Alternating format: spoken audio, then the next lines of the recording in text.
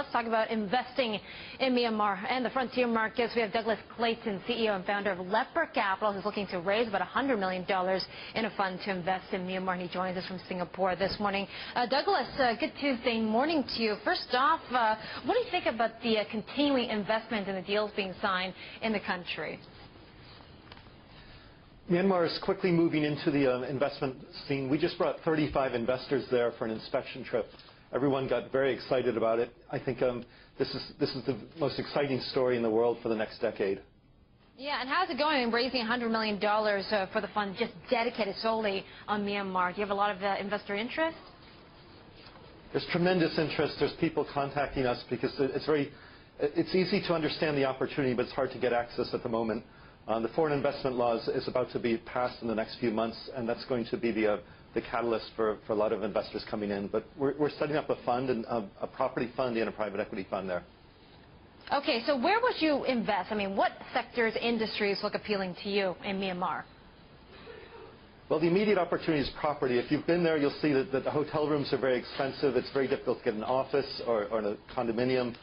They really need everything, and there hasn't been much construction for the last 10 years. So that's an easy one. And then we can go into financial services, telecoms, internet, and electricity. These are all pressing needs for the Myanmar economy. But how welcoming is the government right now? We know that Myanmar, of course, has gone through many decades of closures to foreign investment. So have they rolled out the red carpet for you? This government has staked everything on transforming the economy, and they've taken huge political risks to get where they are. I think now they have to deliver a lot of jobs, a lot of rising living standards, because there is an election coming up in 2015, and they have to face the voters then. Yeah, but how much risk is there for return right now in Myanmar, in your view? Well, the biggest risk will probably be the execution risk, because there's not a lot of experienced human resources. And if you go in there, you'll find you're competing for this small pool of people there. Okay, well, Douglas, you've been investing in frontier markets for a long time in Cambodia and also across Southeast Asia. Talk to me about the opportunities in Myanmar vis-a-vis and relative to other big markets that you've been putting money into. Myanmar feels like Cambodia 10 or 15 years ago, or Thailand 30 years ago or 40 years ago. So it's really coming from the bottom. It doesn't have a modern banking sector yet. It hardly has any banking activity. Your phone won't roam there. It's hard to get an internet connection and so on.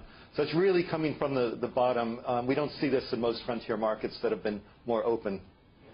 Yeah, so also, Douglas, talk to me about gains this year that you've seen for the Leopard Fund, because, we have a concerning European debt crisis, which is really hammering developed markets, and also concerns about China slowing down. Have you seen any effects in the markets that you invest in?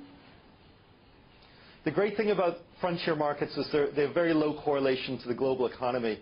Take Myanmar, which was sanctioned, so there's no multinationals in there, there's no Western debt in there. So it's as far away from the troubles in Europe as you can imagine.